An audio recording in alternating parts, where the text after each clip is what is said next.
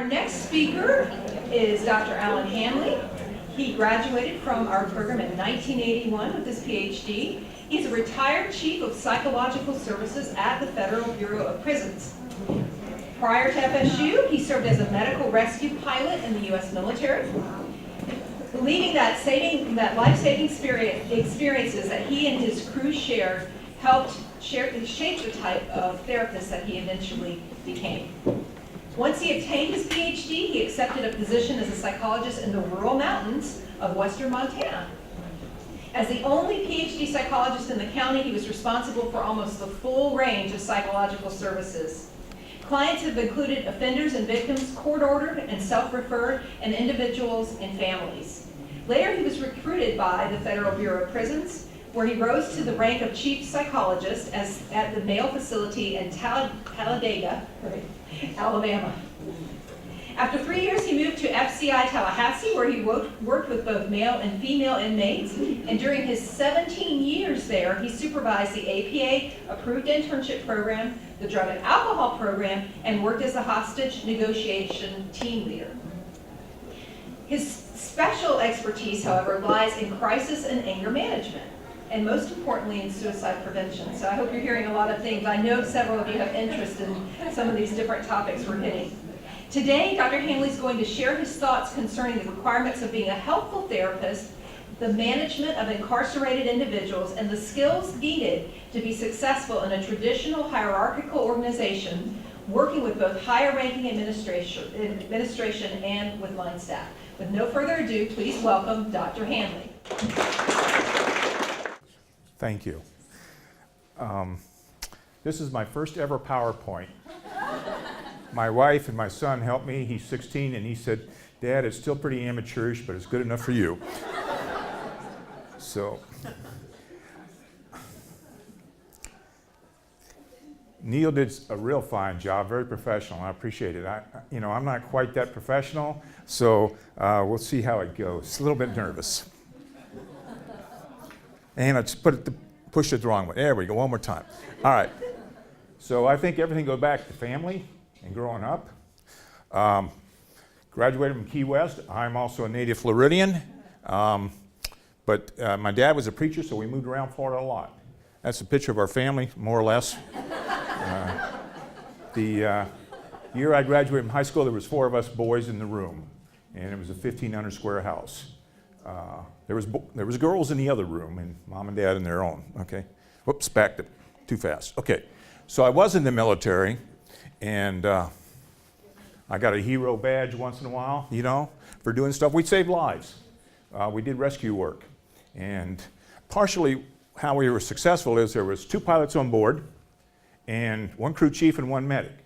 We cross-trained our crew chiefs as medics also, so they could help.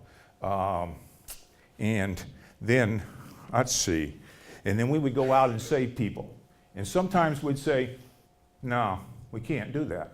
It's impossible. One night I was called out to save somebody on a ship going down in the rocks, a sailing boat, and we're flying out to Salem, and the fog's getting lower and lower. And when the fog hits the water and the helicopter can't see where it's going, and I said, no, we're going to turn around and go back. And so I had to make that decision. And that's important early on. I was, 23. Okay. Turned out there was no boat out there, false alarm. So it was a good decision for everybody. All right. So that was the medevac, and then race relations. Because I was a psychology undergraduate and a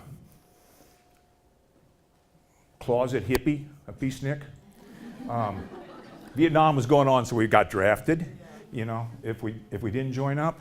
So I got to take over the race relations work. And that was interesting because my high school was not integrated until I was a senior in high school.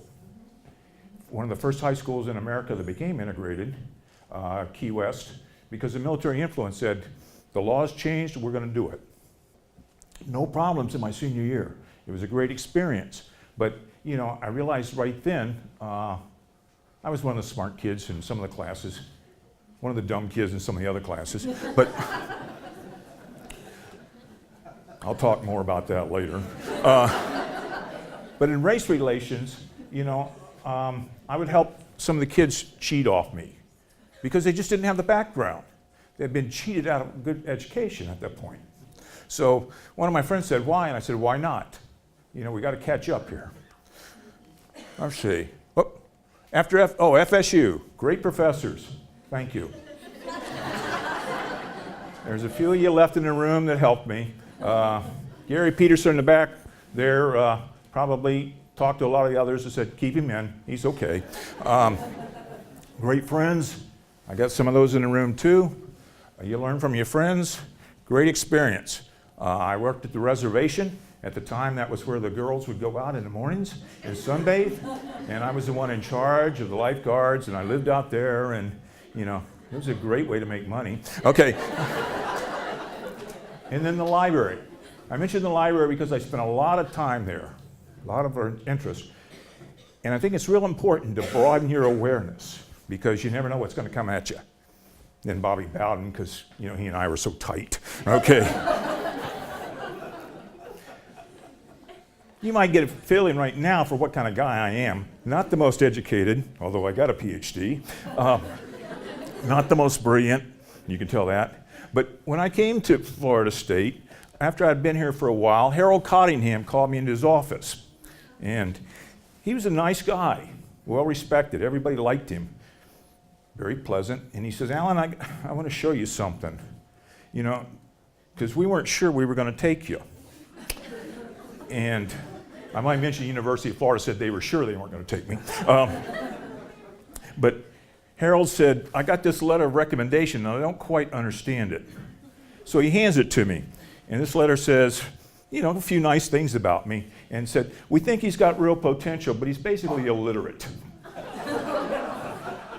Now I made sure it wasn't Tony's name on top of that, but it was my name. And Harold and my college professor that wrote the letter were old buddies. They helped set up some of the organizations that are real big in the counseling profession and stuff. So they were playing a trick on me. But anyway, I went to the library and read a lot. Okay.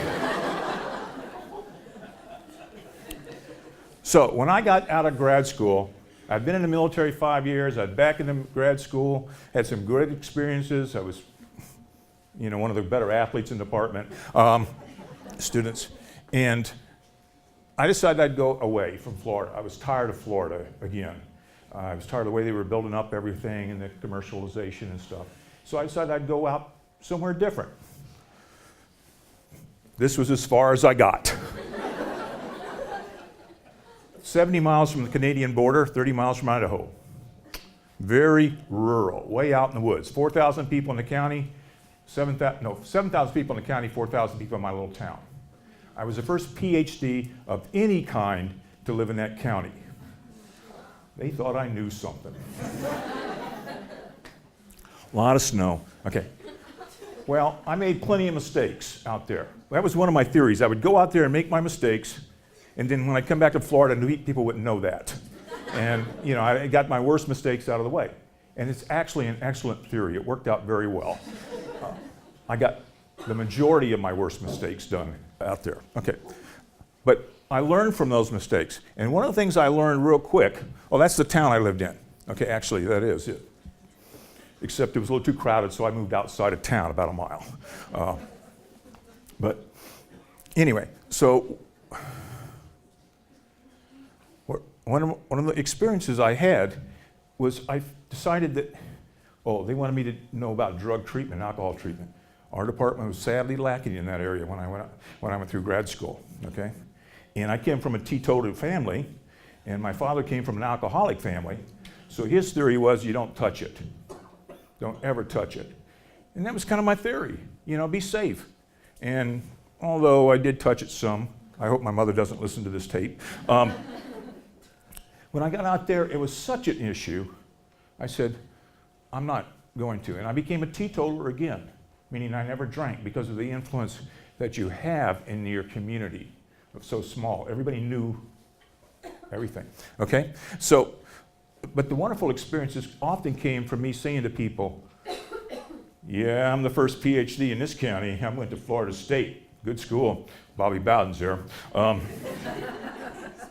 then I'd say things like, and I got a lot of book learning, but I don't know a damn thing about what I'm talking about today, about you. You are the expert on you. And help me. And if that's where it worked, excuse me. It was such a good idea to say that. Because people that came to me for marriage therapy, and I was a bachelor, people that came to me on how to raise their kids, I had no kids. People that came to me about sexuality issues, I did have some sexuality. But in a small town, very limited opportunities. Okay. I was 31, and this one little girl I was seeing, she was 18. Her boyfriend was taking advantage of her. He was living in her house. She was doing all the work. He was staying home. She was dealing with how to become a woman and stand up for herself. We talked about it for several weeks. She made some great gains. And she said, I got this friend of mine I want you to meet. And I said, well, that sounds great. And, she can come in. We got a sliding fee scale, $5. Is our minimum. I'll work with her. And she says, no, I want you to date her. And I said, well, how old is she? He said, well, she's 18. And I said, well, I'm quite a bit older than that. I'm 31. And I may be too old for her. And she looked at me and said, yeah, you're way too old for her. Never mind. That was my one almost date in Montana. Okay. Prison. So when I got ready to leave Montana, I applied for jobs in the South. I wanted to come home, so to speak. And I got offered 3 jobs, in a sense, interviews. And one of them was in Orlando area, and one of them was in Miami area, and one of them was in Talladega, Alabama, which I'd never been to. Okay, and one was private practice, one was working with children in a Methodist children's home, and I've done a lot of kid therapy out in Montana, more than any other people in the 7 counties I was part of. Okay, and then one was the prison setting, and I struggle with that decision a lot for a week. All 3 offered me the jobs. All 3 said to me, we can interview over the phone. I said, no, I want to meet you people and see what it's like. I'm interviewing you as honestly as you're interviewing me, because at 37, I was making a life choice for the rest of my career. So anyway, I ended up deciding for the prison. And it took everything I knew to work in a prison, okay? And I put a perfect fit for an imperfect psychologist. And the reason it was a perfect fit for me was, one, I'd been in the military. So I was used to wardens or administrators that are in charge and are going to make decisions. Sometimes they don't work well. They don't make good sense, okay? But I was used to working in a bureaucracy in a sense. And I was used to working on my own in Montana, where the nearest psychiatrist was 200 miles away. The nearest McDonald's was 100 miles away. So it was a very limited backup out there. So I had to do everything. And again, I had to be the non-expert with working with the people that were the experts on themselves. And so, and I was used to making decisions in a mutual fashion, okay? I might mention that the first week I was in Montana, the cops called me and said, Doc Hanley, we could use a little help. And I said, well, sure. And they said, well, can you come see somebody for us? And I said, well, sure. And they said, we'll send a car for you. And they did. And they took me a few blocks and they parked the car. And they said, well, what we want you to do is talk to that lady that's in the 4th house. And I said, well, why don't you park down here? Because she's got a shotgun. She said, threatened to kill anybody that came up to the door. Okay. So I kind of didn't come to her door, but I kind of slithered around next to her door and, reached over and knocked on it. And I said, I'm Alan Hanley. I'm from the mental health section. The cops said that there was some issues going on. And her neighbors had called and said she was threatening to kill people and kill herself and all like that. So we talked for about a half hour. I never saw the woman. She promised not to shoot anybody that night or shoot anybody else. And she'd unload the shotgun. And, she did that. I heard her. And I went back to the cops and said, I think it's under control till tomorrow. And they said, good. Thanks, Doc. And that's the kind of support that sometimes you get in the prison setting. they call you and they say, hey, this guy's threatening to kill everybody, and we want you to talk to him. Now, luckily, a lot of times in the prisons, they're also on the other side of a door, a locked door, okay? And so you don't have to worry about your specific physical harm right then. But you have to be aware that, these people are threatening to kill themselves or somebody else, and what are you going to do about it? All right. So crisis intervention becomes very important.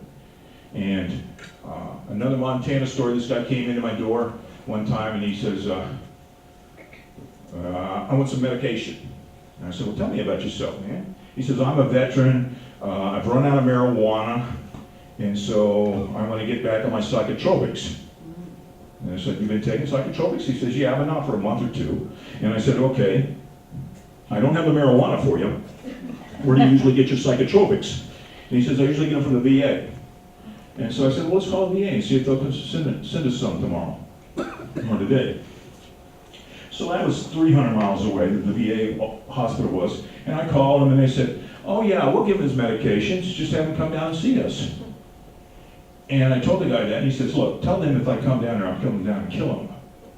Because he's been living in the woods with his guns. And I said, camping, not in a house, just camping in the woods. And so I told him that, and they said, well, I didn't tell them that. I said, can you just send the medications on a bus?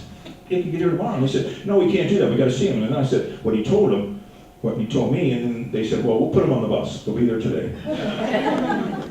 Next day he came in, he got his medication, and what he said was he lived in the woods and he hated helicopters because he was a Vietnam vet, and would get scared, and he said he'd shoot at them.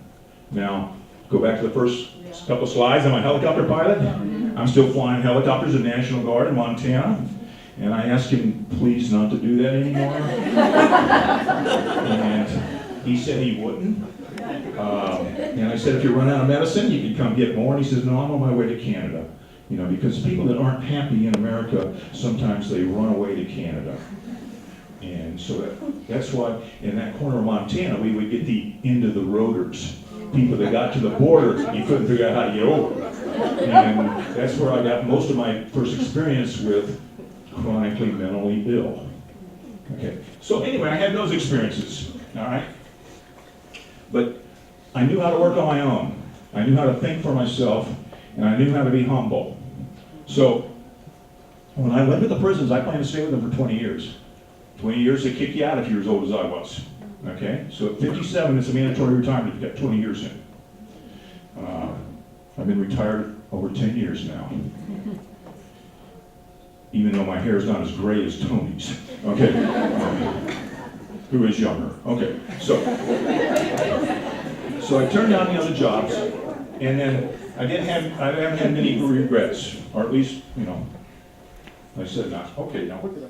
If you go in as a PhD psychologist, if they hire you, typically if you stay in the field working, you can make 14, GS 14, so your salary starts at 60 grand and ends up about 131,000. That keeps moving up for inflation. If you go in as a master's level drug treatment person, it's 50,000 to 78,000.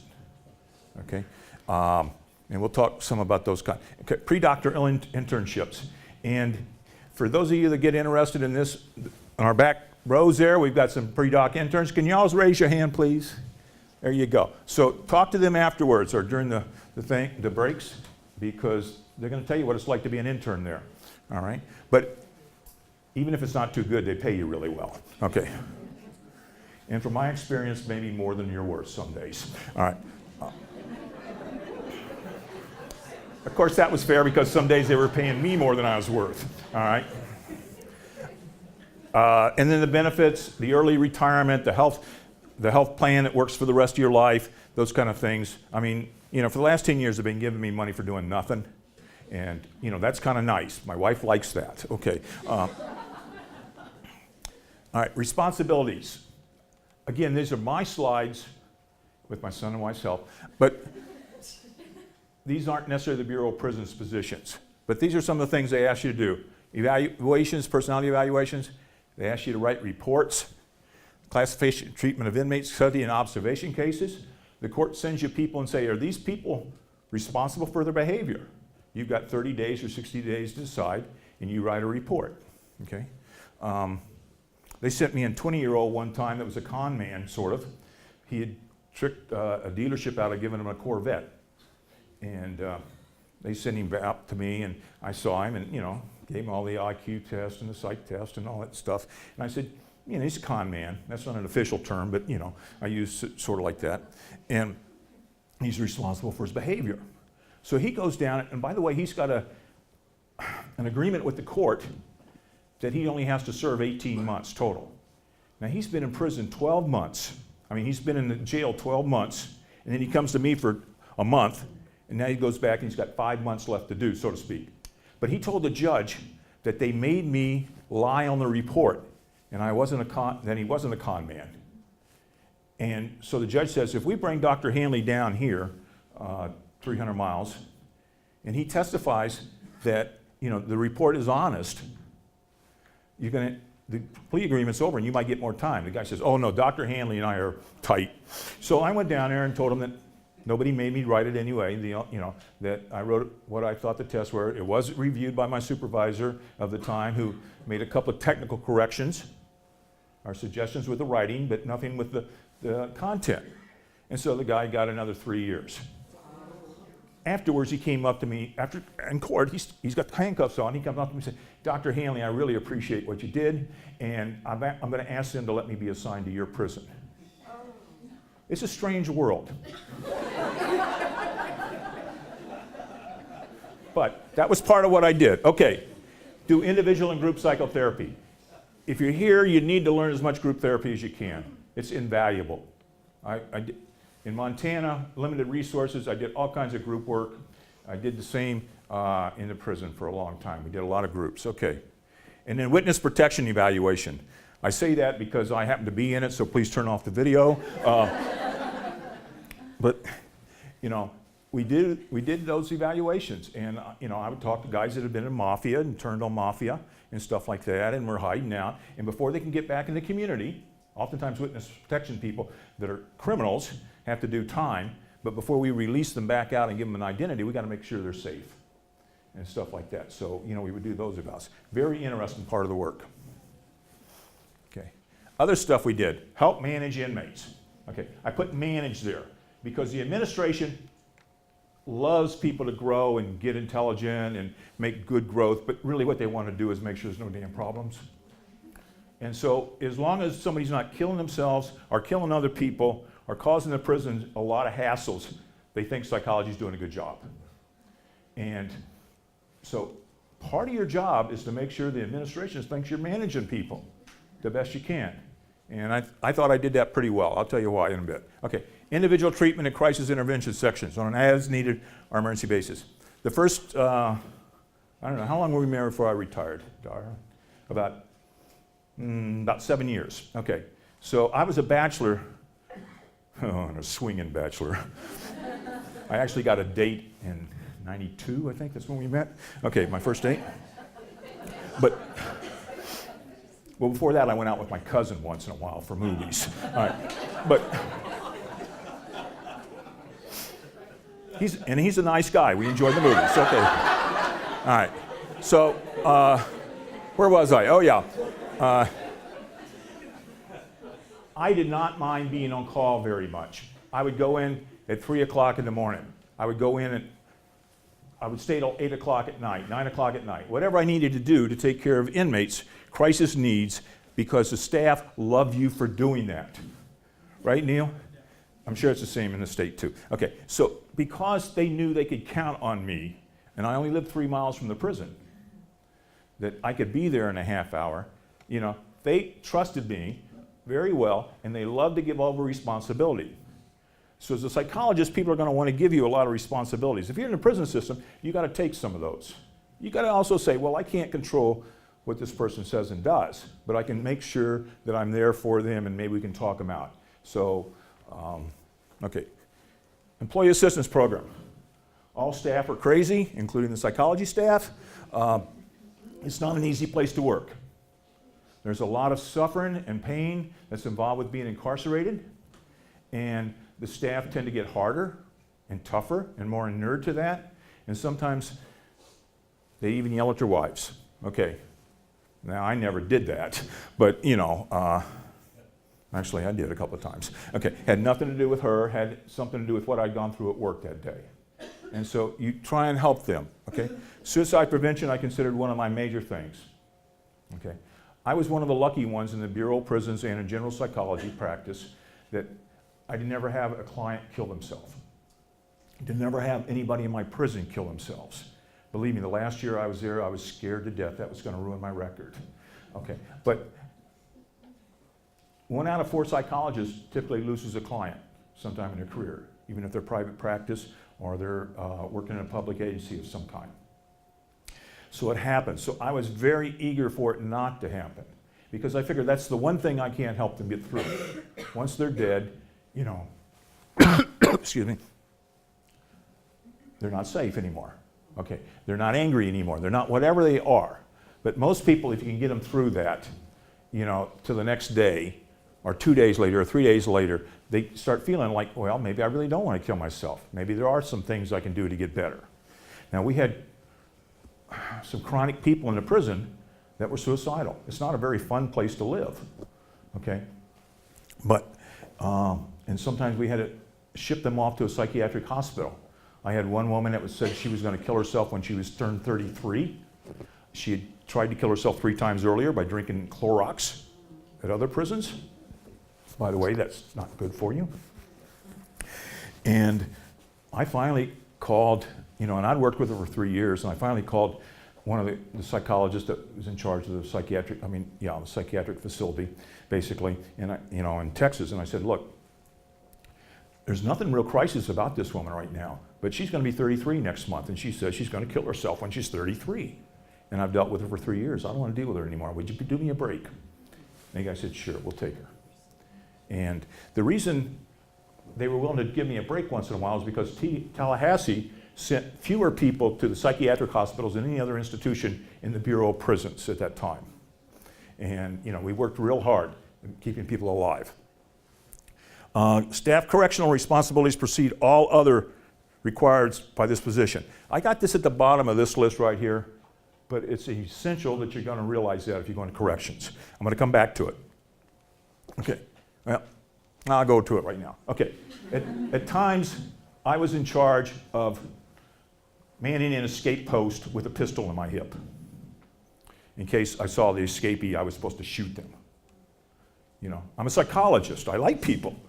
But, you know, they paid me to do that. And if you're not willing to take on that responsibility with the Bureau of Prisons, they won't hire you. Now, I never had to shoot anybody.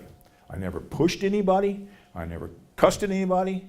Well, not out loud. Okay, but, you know, you've got to be willing to take the correctional responsibility. And sometimes it goes way beyond what you would expect. I watched them dig a ditch for a week one time because they didn't have enough correctional officers to watch digging a ditch.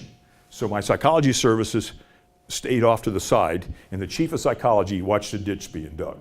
Now, they gave me special boots, a hat, and blue jeans, or, you know, kind of work clothes for that day. So that was nice. I still got some of that stuff. But they're paying me $100,000 to watch a ditch being dug? Okay, well, it was fun. All right. Kind of boring, but, you know, fun. All right. Every day, not every day, but quite often, I was expected to do PAT searches. Now, if you don't know what a PAT search is, and one of you women want to volunteer, I can show you after the class. Okay. But it's not something that is particularly enjoyable for a staff member to do, nor is it enjoyable for an inmate to have to undergo. But we had to do it at lunchtime to make sure nobody was carrying a knife in or out of the lunchroom. Okay. Well, that's just something you got to do. And if you dodge it long enough, the administration is going to say to you, Hanley, you're not doing your part. You're not a team player.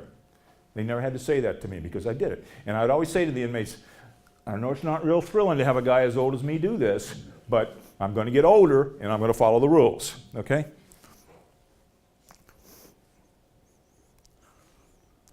All right, special cases. First at Talladega, I had a 76-year-old Pan Am pilot. This guy's a retired pilot. He's got a lot of money. He decided to do a drug run to South America. Flew down there, got in a shootout with the federal agents, his plane got shot up. He got arrested. Why would he do that? It's a strange world, okay? Famous lawyer. You guys probably can think of the most famous lawyer in America. And, we did have F. Lee for 3 weeks, because he complained to the court that he didn't owe the court any money. This drug dealer had given him $18,000 to hold for him. F. Lee said no, and then the drug dealer got arrested and got 30 years. And then the judge said to the drug dealer, look, we'll let you go if you give us that $18 million. We know you got it stashed. And so he said to F. Lee, give him the money. No, he didn't say they let him go, said he'd give him 5 years versus 30 or 10 or whatever. Anyway, sentence reduction. So F. Lee said, oh, I ain't got no money. That was my salary. Now, he had talked to this guy 2 times. So F. Lee thinks he got paid pretty good. But, he argued with him, and the court finally said, you're contempt of court, and we throw you in jail. And so he came to our prison over here at Tallahassee, and sat in a cell for 3 weeks, 4 weeks, until he decided that he didn't need all that money after all. And so F. Lee gave him the $18 million back. Interestingly enough, he had put it in Europe, so the U.S. couldn't touch it, and he made over $1 million of interest during that period of time. I mean, from when he got it to when he had to give it back finally. He was a very smart man. I guess that's not breaking confidentiality. He's dead. I don't know. Okay, we'll talk more about confidentiality. All right. Tenured philosophy professor. Okay. My only psychologist we ever had incarcerated was tenured, and the prison system decided he was cheating on his taxes, or the courts did, and said, we're going to give you some time. And so they gave him a year's time. Unfortunately, it was a really stupid decision because the man was dying from an immune disease, and he had to have lots of care. And why put a guy in prison for the last, quote, 6 months to a year of his life? I don't know. It would seem like a very strange thing. We paid more to take care of the man than we did. By the way, it wasn't from our department. Okay. Yeah. All right. Terrorist, I respected. There was an individual at Talladega that had done about 12 years, and he had a major in philosophy, a master's in philosophy, and a master's in religion. And he was from Puerto Rico, and he helped blow up the building in the post office in Philadelphia and killed a bunch of people. He always would be walking around with a philosophy book, sat by himself, read, very respectful of everyone. I called him into my office one day and I said, look, this is not for therapy, this is for my understanding. I said, if you don't mind talking to me for a few minutes, no. So we talked for a little bit, and I said, what was the reason you blew up a building? I know you believe in the sanctity of life, you've told me that. And these were innocents. And he says, sometimes innocents aren't as important as a cause. And that was it. He believed that killing people for Puerto Rico freedom was worth it, even though they were innocent people, and he had a great belief in the value of human beings and how you treat them. He stayed in prison a long time. He's out now. Okay. Mason's girlfriend. You guys heard Charlie Mason? Manson. Got to meet his girlfriend over at Mariana, which is, we have one of our students doing a practicum there. So talk to her. Raise your hand higher, not everybody saw you. Okay. All right. Contract killer. Another fellow I met, got out of Vietnam, wasn't doing too well. He decided to get a job, so he killed, Mafia hired him to kill 3 people. He did. And it went pretty well, but he got caught. The people were dead, but, so he did his job. But while he was at Talladega, he decided he could do better for himself. So he got an undergraduate degree. When you're in FCI, Tallahassee, or FCI, some of the other prisons, you can get colleges, education credit. And so he got a college degree there, a bachelor's degree, and he was magna cum laude, #1 in his class. And then he came down to Tallahassee, got transferred down here. And then when I got transferred down here, I saw him again and asked him how he's going. He did 3 more years and he got a master's. And so he changed his life around. Or at least, I don't think he's getting that kind of contract job again. Okay, all right. We had a protesting priest. Tony, you remember him, I'm sure. A man of great faith and ethics. and believed that the Americans ought not to teach people how to be terrorists in other countries. So, we've got a CIA training facility, and he protested there many times, and they finally got tired of him chaining himself to the gate, so they gave him a couple of years. Again, an inmate. A CIA pilot and a Cuban refugee. Cuban refugee didn't fight in Bay of Pigs, but he was part of that generation, part of that group, in a sense. He worked for the CIA for several years, ended up getting a drug deal going. I'm not sure if it was for the CIA or not, but he ended up doing the time. That was our clerk, and somebody that was just so respectful all the time, honored confidentiality, did a great job for helping us. And he was bilingual, which was very important. Okay, then my hardest working inmate, this not too smart guy at Tallahassee, that you saw him too, that would always be working. He worked on the lawnscaping. Maybe that letter wasn't a joke. Okay. But he would always be doing something. Now, I don't know if y'all recognize, but there's some people that work harder than others in this world. And staff can't hire inmates to go work for them once they get out. You're not supposed to have any contact for 3 years. But if I could have had contact, that would have been somebody, if I was in a business, that I would have wanted to hire. He was a great worker. And he made his adjustment to prison by saying, I'm going to work. I'm going to do what I can do. Okay. There's one more that I didn't put up there that was about 19 years old, schizophrenic, retarded, lived with his sister, hung out at the park, and he made a friend. And his friend would ask him to carry a bag over to his other friend on the other side of the park. And he did it for a couple of weeks, and then the cops arrested him and gave him several years. And he just needed a friend. He needed treatment. But our system locks up people for a lot of different reasons. And that can happen. So I like to mention him too. Now I got to find the clicker again. Diversity. Okay. Dr. Pat Bell was our internship director after Tony ran away from Tallahassee. He was our internship director, and then he left. We hired Pat Bell. She was a black psychologist in town. Superwoman. And the prison is full of diversity issues. I don't know if y'all noticed, but I'm a tall white guy. Yeah. And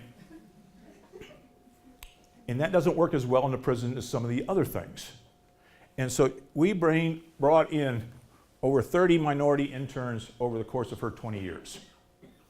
And we trained those interns, and many of them went on in the field, in state and corrections, or have gone out and done other valuable things.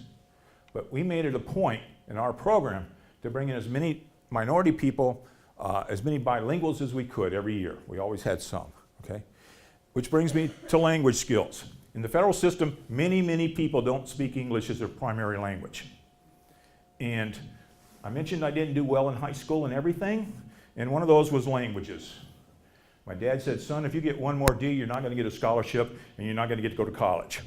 Well, he was wrong, because I got another couple of D's in Spanish. And then when I went to college, I got some more D's in Spanish, and got some D's in French, too. So, but I know that being able to talk to people is important as a psychologist, and being able to hear people.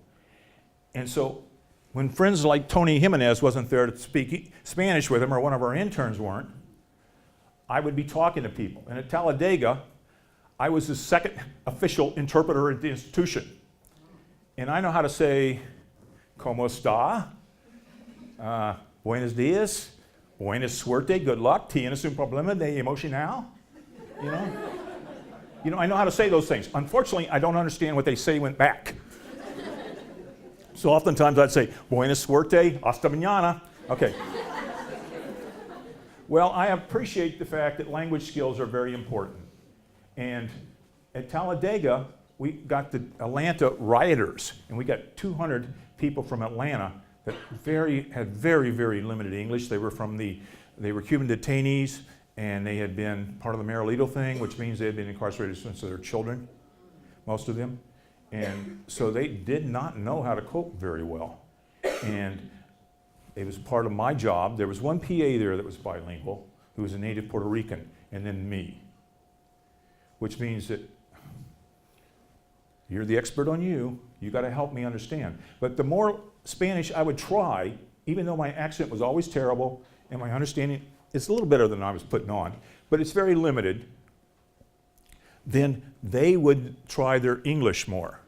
And so between the two of us, we could make out some information. And I could find out if I needed to bring one of my Spanish-speaking interns over with me. When I got to Tallahassee, I had those, or my professionals that were bilingual. But if you can learn French or learn Spanish, if you want to work corrections, both of those are super important right now. Okay. All right, so anyway, there's a picture of that. All right. How are we doing on time, Tony? I'm out of time? Well, damn it, let's speed this up. My keys to success. Work and play. You want me to quit now? All right. Okay, all right. Work and play hard. Okay. Integrity. Tell the truth and enforce the rules. Always tell the truth. I lost my keys one time. If you lose your keys in the first year you work in the prison, they fire you. An inmate told me, "Doc, your keys are in the door." You know, I didn't lose them. I was sitting at my desk. I just didn't know I'd left them in the door. And I said, "Okay, stand right there. Don't touch them." And I called the warden's office and talked to the associate warden. And I said, "I left my keys in the door." And the inmate spotted them and told me about it. He says, "Did the inmate touch them?" I said, "No." And he says, "You sure?" And I said, "I'm sure." And he says, "Don't do it again." Now, if I would have not told him, do you think that inmate might have been one of that percentage that would take advantage of that? Yeah. Okay. So always tell the truth, even if you get fired. All right? Enforce the rules. Be a hardcore person. I would say to the women, you got to button that second button. You can't leave that down. They said, "Well, Doc, it's hot." And I said, "Look, if an old man like me can notice that, the people that are more likely to offend around here on you are noticing it too. Put your damn button up." You know, and people call me homophobic, and I say, "I'm not homophobic. I'm just trying to enforce the rules here. You're not supposed to be holding hands." Okay? So, okay, and understanding confidentiality. You guys have read the confidentiality rules. You know what the ethical rules are. They're nice on paper. But when somebody calls me and says, "Doc, I got to get this guy in my unit. He's acting crazy. He's yelling and screaming and stuff like that. What should I do? He's so-and-so." Then I'm going to tell them what they ought to do. You know? Or they say, or I call a guy on a work site and I say, "Look, you got this guy working for you. I think he's a little upset today. Can you make sure that you talk to him in a proper fashion, be somewhat supportive, but still get him to do what you need to do?"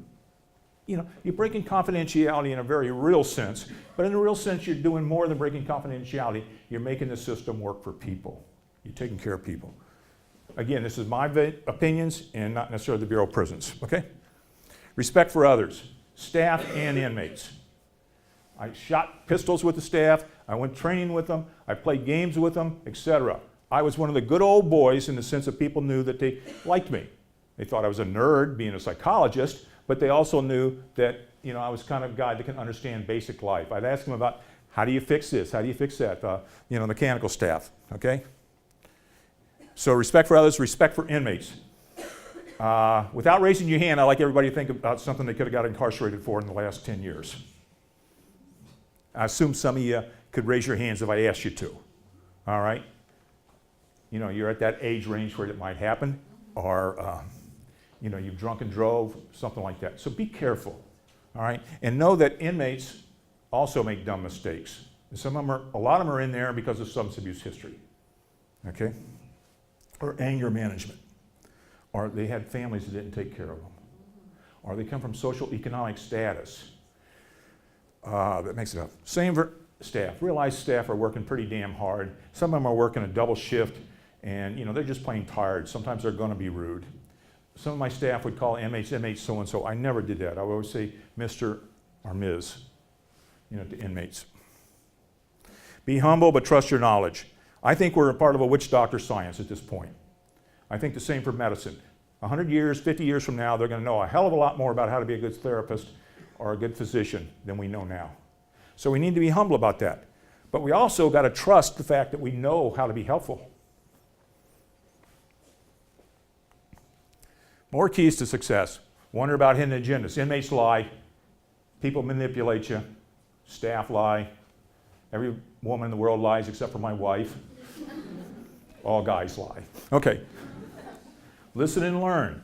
The best technique you're learning while you're in grad school is active listening. If you use it, when things get worse in this world, active listening is the key. Time and time again, working with inmates. Be responsible, be responsive. I talked about coming in late at night, and take responsibility. Don't be afraid to say, I can do that. Be tolerant and flexible. You know, you got to be tolerant of yourself and flexible with what the system requires. They gave me a hat to dig that ditch, or watch that ditch being dug. So, you know, that was nice.